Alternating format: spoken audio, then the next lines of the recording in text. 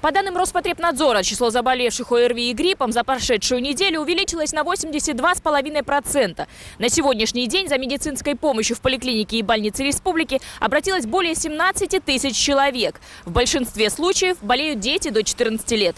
Рост заболеваемости зафиксирован в 23 районах республики. Полностью закрыты школы в Намском, Нюрбинском и Сунтарском районах. Как отмечают эпидемиологи, широкое распространение среди школьников столицы удалось избежать в связи с вводом карантина. В городе Якутске по причине ОРВИ за прошлую неделю обратилось за медицинской помощью около 6,5 тысяч человек.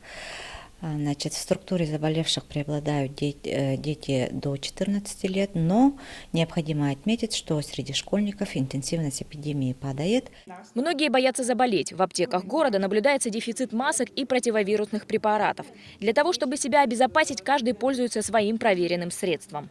Антибиотики, орбидол, не знаю, маски ходить. Но я маску иногда ношу в автобусе. Чеснок кушаем, лук кушаем. Вот так, как малина. В местах массового скопления людей вводятся дополнительные меры санитарной защиты. Так в кинотеатрах города проводят кварцевание залов и тщательные уборки между сеансами. Кварцуем залы. Утром, в начале рабочего дня кварцуются полностью все залы, все 3 зала, фойе. И потом в течение дня между сеансами, после каждого сеанса тоже кварцуем, проветриваем залы. Также дополнительно увеличили количество средств. То есть обрабатываем все поверхности, перила, полы, постоянно у нас моются, убираются. На сегодняшний день эпидемиологический порог превышен в 3 раза. Однако, по данным Роспотребнадзора, к концу следующей недели ожидается спад заболеваемости.